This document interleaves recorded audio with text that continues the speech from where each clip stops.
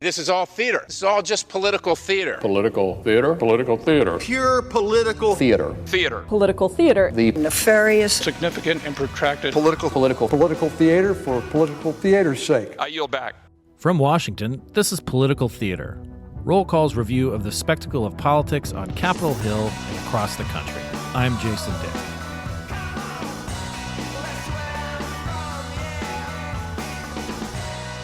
Well, it has been a very interesting time to be following politics in the United States or in the world the last few weeks. There was an attempt on the presumptive at the time Republican nominee, Donald Trump, on his life. He survived an assassination attempt and then went right into the convention in Milwaukee.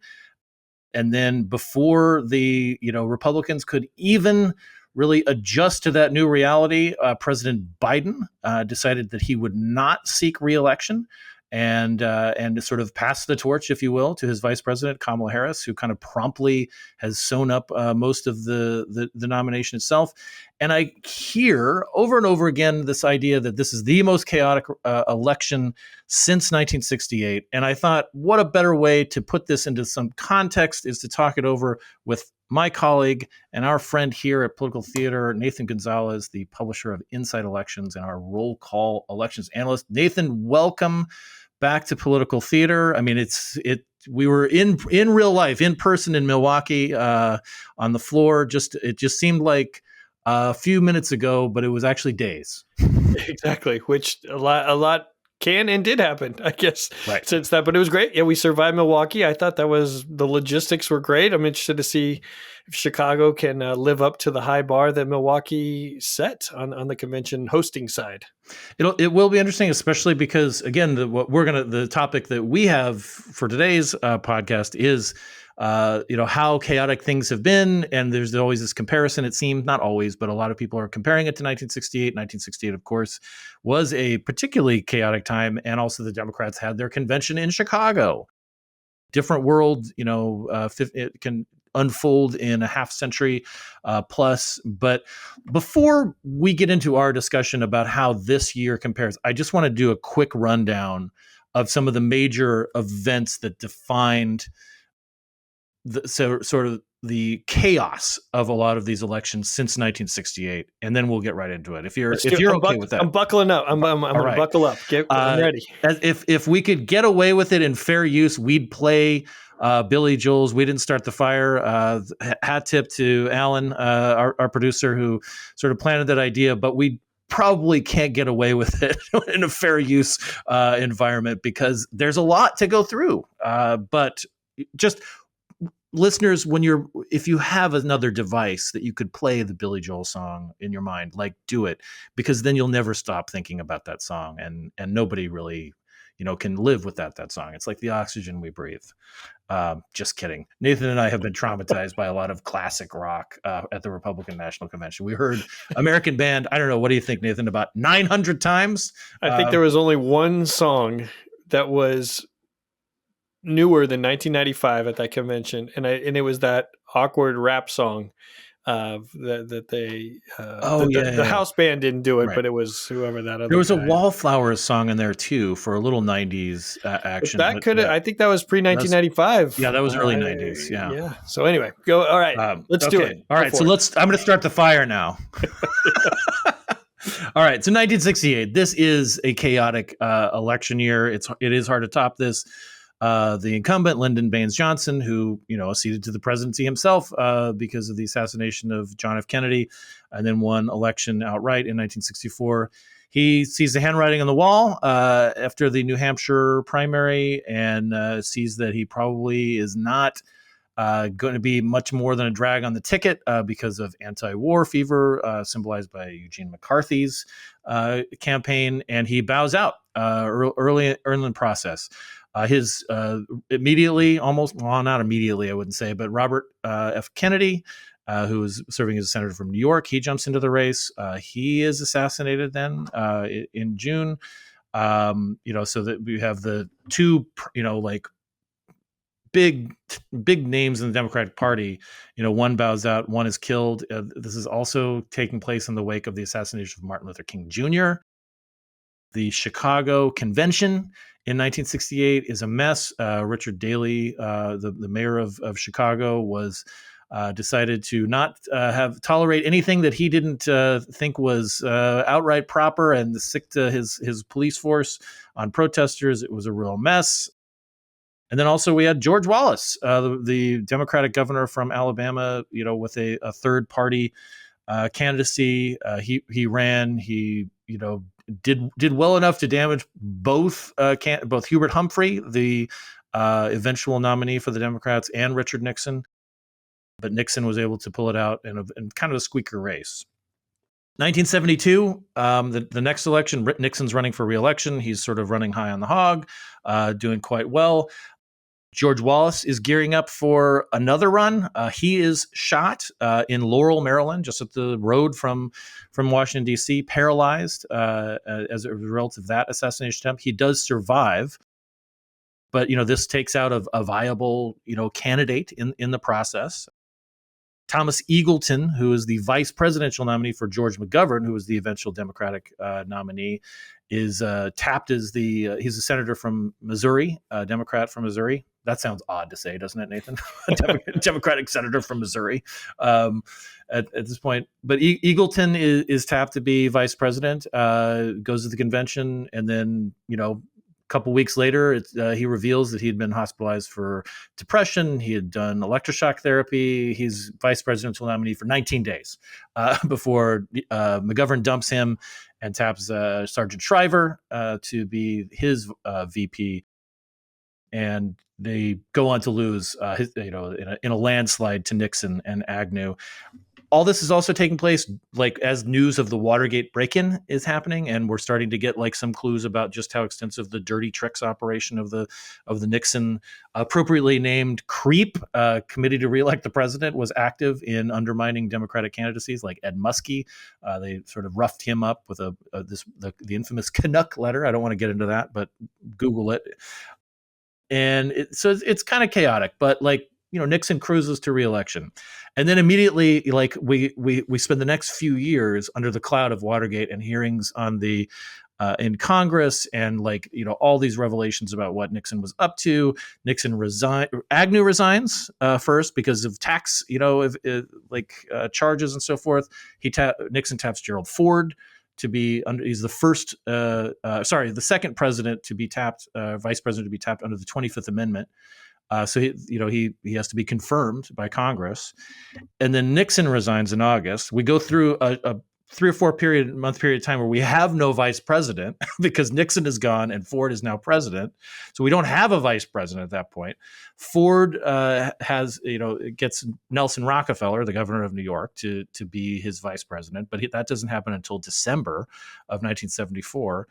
Immediately, Rockefeller comes under all this fire. He flips off a reporter at one point, I think, or somebody, or protester. This is a chaotic time. In the meantime, all that, 2 different women try to kill Ford in 1975 in September, Sarah Jane Moore and Squeaky Fromme, who was in the Manson family.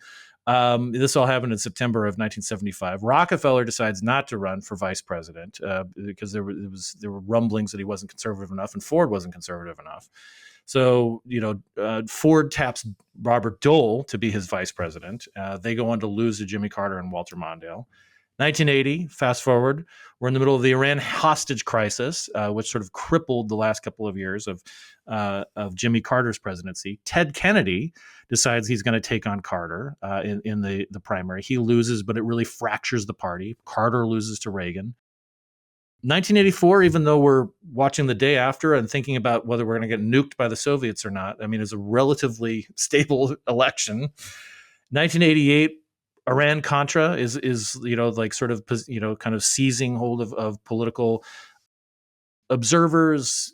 There were questions about how much Reagan knew. There were questions about Reagan's own cognitive faculties, whether he was totally with it or not. There are questions about his vice president who's running for president, George H.W. Bush, and how much he knew. Bush goes on to win the presidency over Michael Dukakis.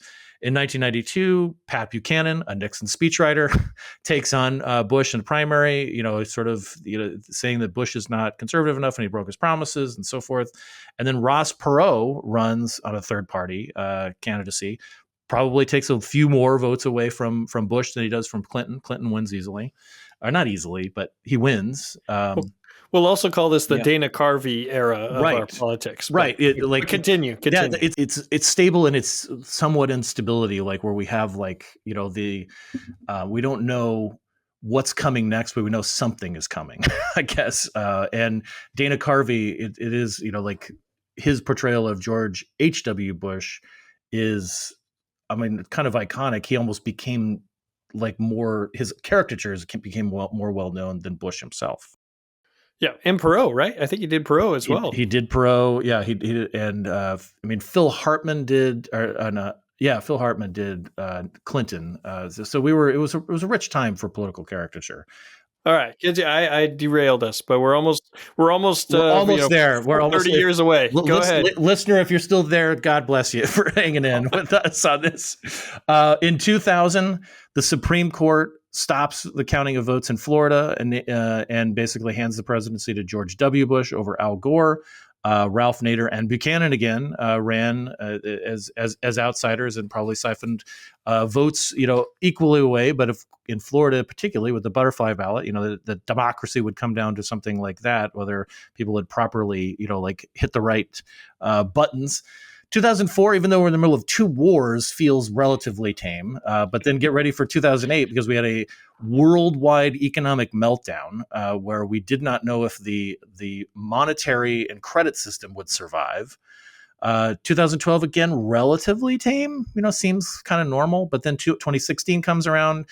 Donald Trump, against all odds, defeats the entire Republican establishment from soup to nuts, whether it's Jeb Bush or Ted Cruz, or Marco Rubio, take your pick. He wipes the floor with the field. Even John Kasich. How did he defeat John Kasich? Who would have thought?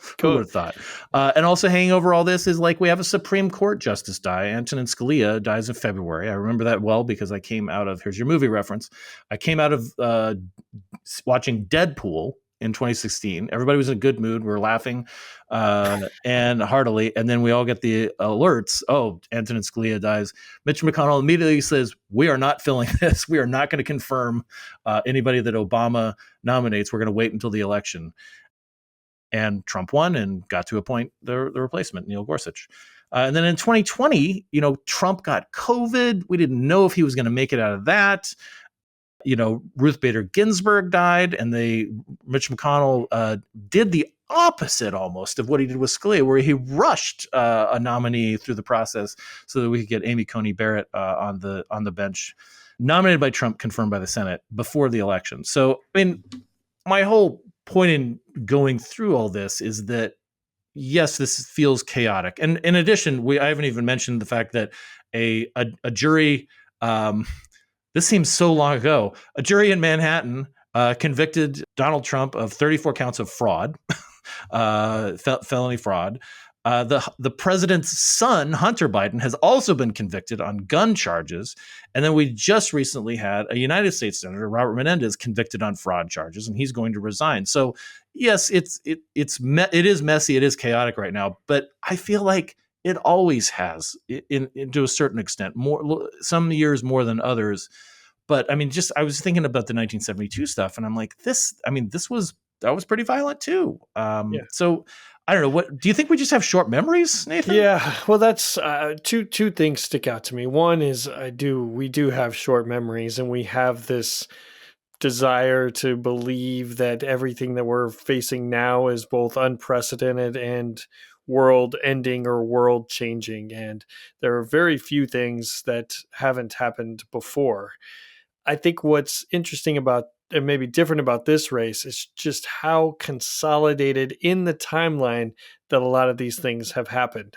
From the assassination attempt to the convention to the Biden dropping out to Harris being the presumptive nominee, we're talking 2 weeks, week and a half. Really, that is a lot to happen in a very short amount. So I think that's why we're feeling a sense of whiplash and how it's tough to take a historical precedent and overlay it on top of this, because I don't think there have been pieces of this that we've gone through before, but not in this timeline, right? LBJ announcing he's not running, I think happened at the end of March of that year, and now we're talking about July Right. that Biden makes his announcement. So it's just that everything is happening, and there were so many people, media types, of which we are too, that are talking about it. There's just so many more media outlets and attention given to any single event that it blows everything up as well. Yeah, I do think that has something to do with it too. Is that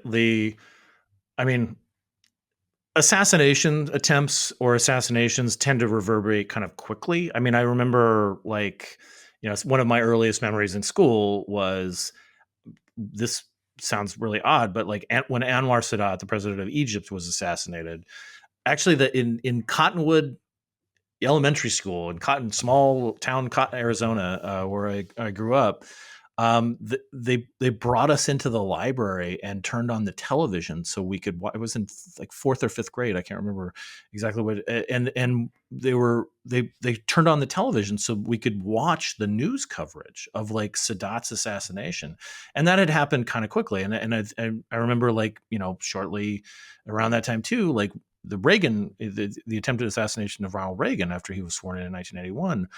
That I think I found out within probably an hour of it happening, and people were again watching. Teachers and students they wheeled the television into the library. Now we just have we have televisions in our pocket, but I just that the compression of the time that we just know so quickly now. It doesn't. I don't think it helps either that we're still feeling our way around time with COVID, like Right. how weird COVID scrambled our brains. The entire, time just seemed to do something weird, and feels like things are really hurrying up at the same time that we had all this dead time, for significant patches of time, particularly in 2020. I feel like particularly the assassination attempt is one of those moments where we all will probably remember where we were when that happened. I know that our family was driving from Grandma's house in Indiana back to DC, and we had just started on the Pennsylvania Turnpike on the western end, which is actually not too far south in Butler County. And my daughter, who was normally just buried in her phone in the backseat of the van, just says, "Dad, someone shot Trump." I'm like, wait, what? Just to go from, zoned out down the freeway to that news. I'm like, okay, hold on, start reading me the stories, because I was being a good driver and not looking at my phone. By myself, like, all right, read me the stories, and then turn on the radio, trying to find a radio station. And first we were listening to the Fox station, because we were then in somewhat rural Pennsylvania, and then balance that out later as we got closer to DC with 88.5. And I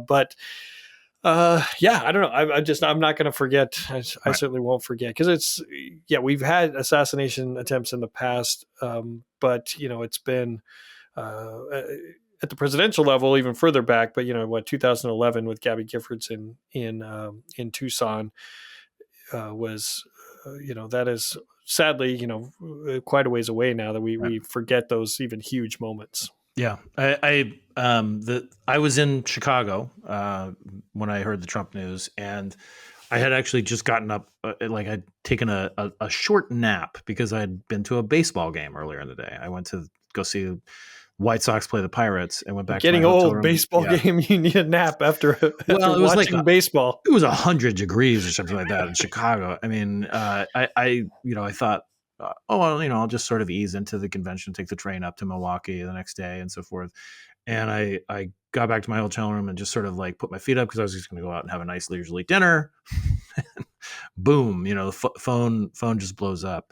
And similarly with the Biden news, I mean, I decided to. I did not get immediately caught up in a whole Delta, like Southwest, like all the different like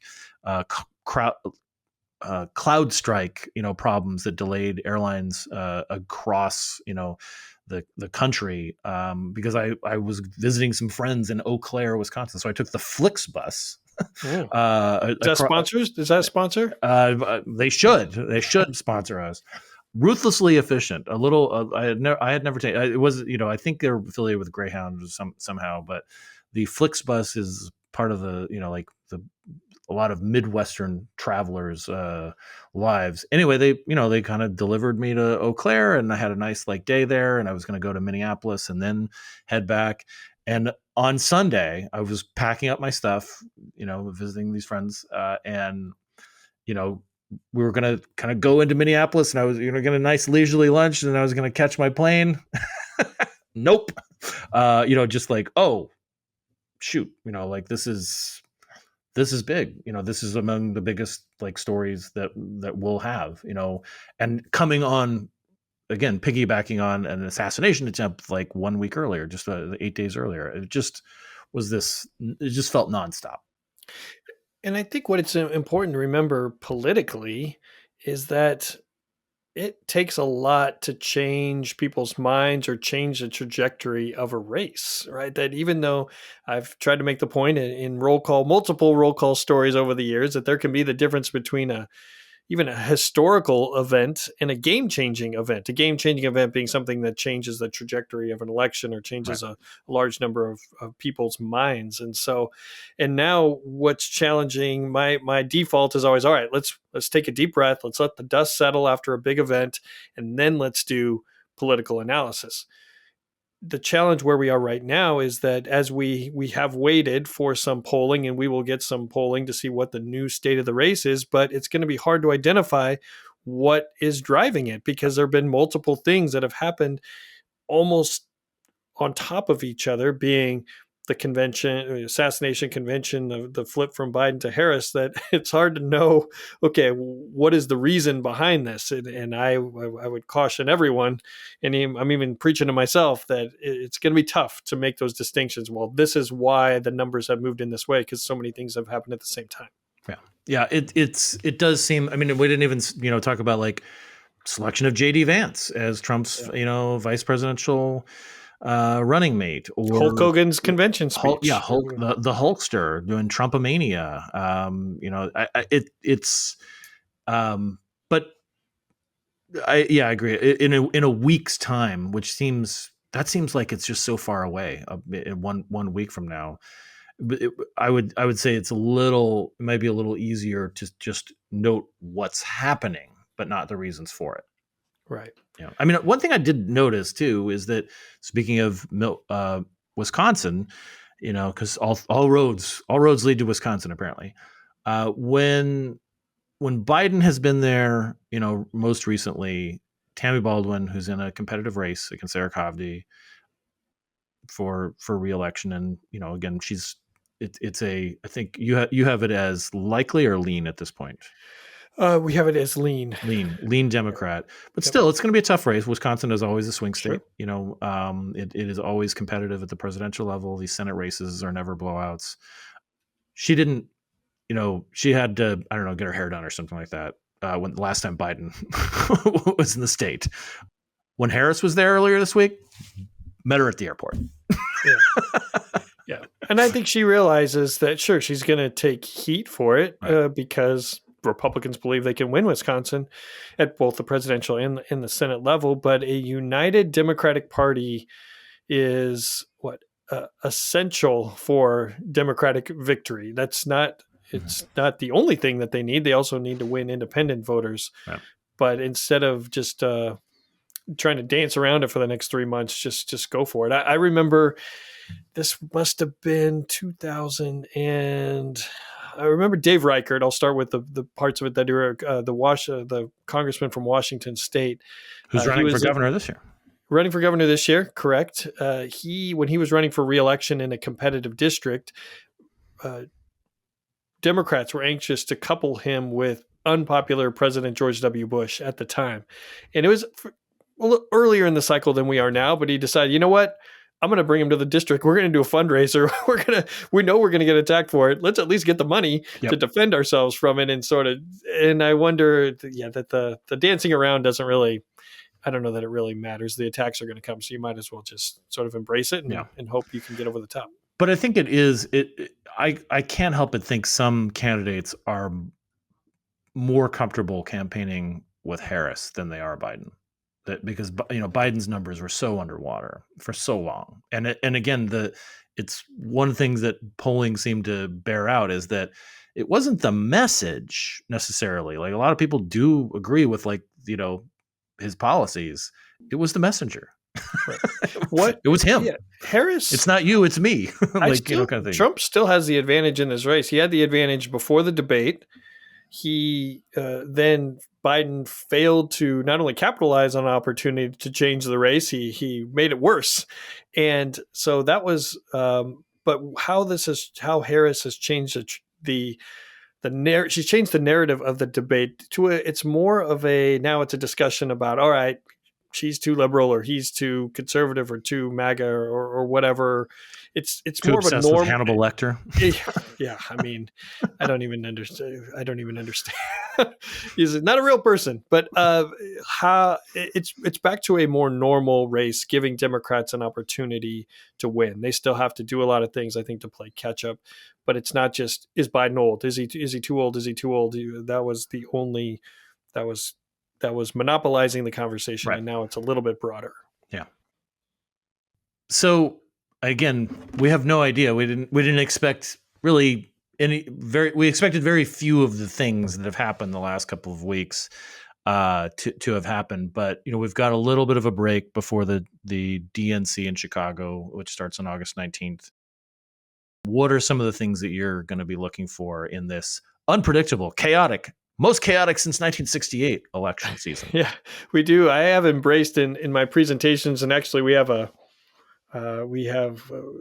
T-shirt store or a storefront where you can buy the latest, most important election of our lives, and you have it's like 2016 crossed out, 2020 crossed out, and then 2024.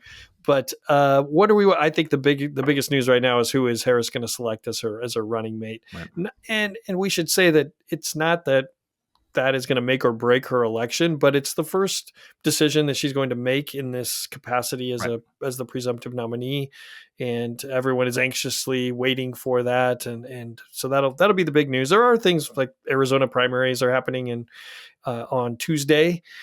So that for people who remember and care that there are House and Senate races in this country, that is taking place. But Chicago's just going to have a much different feel than what it was before this switch at the top. Wasn't that one of George H.W. Bush's lines? Message, I care.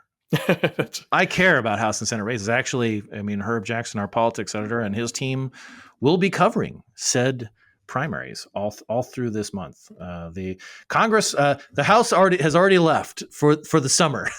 They decided they were going to pass their resolution saying Kamala Harris bad, and then get out of town. Still have a boatload of appropriations bills to take care of, but they were like, "There's no point in us being here anymore." Not even pretending.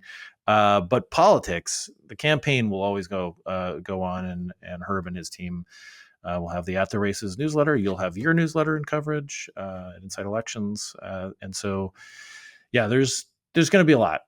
Chicago's going to be interesting because of what just happened recently here in D.C. I'm sitting in my basement a few blocks from Union Station and what happened with the pro-Palestinian protesters who vandalized it did get a little bit violent out front of Union Station. They were pulling down American flags and burning them. I mean, it was, to me, not only did that hit home because it's a few blocks away from where I live, but thinking about, all right, what's going to happen when or if these people or these type of people show up in Chicago and they want to they want to do something. Democrats are going to have to deal with that. We're in Milwaukee, there really wasn't much, right? There really wasn't much of anything. Thankfully, I think it's, but that's where my mind went a little bit when the Union Station stuff was happening. Yeah, no, it is. I mean, I would hope Chicago has learned from the mistakes of the past. I mean, certainly the legacy of the 1968 conventions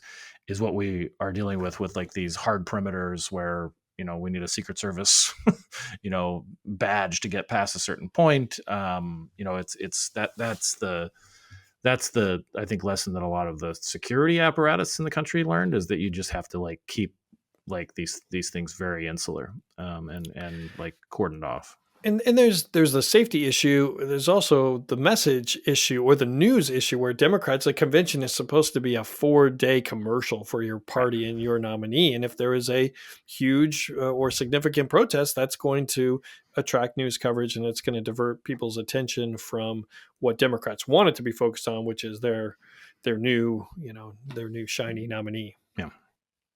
Well, Nathan, thanks for talking about all this stuff. And I know there's this wasn't quite a historical, kind of podcast. I didn't really want to go that far deep. I just wanted to sort of bounce off that, this isn't comfortable to say, but like we've dealt with a lot of these issues before, and each one is unique, but it's not the broad outlines of things being chaotic are not unique. Unfortunately, yes. but we'll get to live through this all together. Yeah. And then before we sign off, I just also want to make a note from some sad news here at the Roll Call family. Walter Shapiro, a veteran political newsman and a Roll Call columnist for the last 8+ years, died on Sunday. I got that news about Walter's passing right before the Biden news came out. It, just about an hour before it was. And, my first thought was, man, Walter loved covering this stuff so much. He's just going to be bummed that he's not going to, cover the rest of this election. His career spanned more than 50 years. He wrote for us. He wrote for Washington Monthly, Time, USA Today, The New Republic, many more publications. He was an astute and observer of politics as they come. A lot of it stemmed from his own unsuccessful run for Congress in 1972 in Michigan. And in the ensuing years of just being around it, he just seemed to derive this sort of joy from being in the middle of the process. He was a great colleague. He was a blast to be around. And we will miss him here at Roll Call.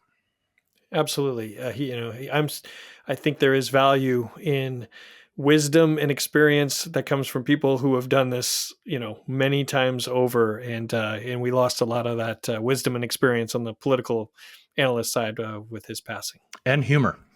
He was really funny. Yeah, that helps. That's probably why he was able to do so many election cycles because of that. That and a healthy appetite for martinis. I can speak from experience that it does help numb the pain after you've been through one too many convention speeches. All right. Thanks so much, Nathan. And thank you out there for listening to Political Theater. We will be back throughout the coming month and throughout this election. So stay tuned, subscribe to us, look for our newsletter, and we will see you next time.